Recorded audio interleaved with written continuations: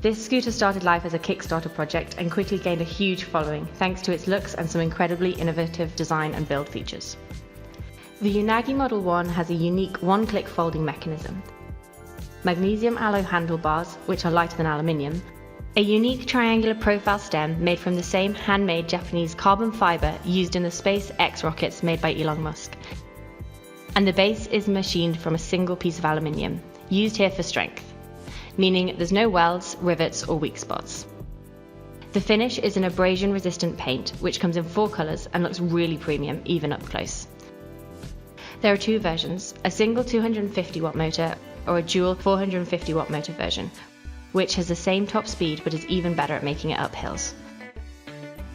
These motors have been made with something called rare earth neodymium magnets. There's something to impress your mates with. Tyres are airless, which isn't normally our favourite, but these are cleverly designed with visible holes in the rubber, creating a kind of cushioned suspension that actually feels pretty close to air-filled tyres. There's no real road noise, and electric motor is as quiet as a mouse. Braking comes in 2 forms. Regenerative braking, using the engine to slow you down, operated by the left-hand thumb lever, similar to the accelerator on the right. Unlike most regen bikes, the Unagi's is graduated, meaning the harder you press, the quicker you stop, and also a foot brake on the rear wheel. We found the regen braking to be plenty good enough for most situations. The LED display shows all the typical info, including speed, battery level, and mode, which affects top speed and efficiency. The Unagi has front and rear LED lights, and not just a bell, but a horn. The Unagi Model 1 has a top speed of 15.5 miles per hour, a range of 15.5 miles, a charge time of 4 to 5 hours. It weighs 11 kilograms and a maximum rider weight of 90 kg for the single motor version and 100 kg for the dual motor Unagi.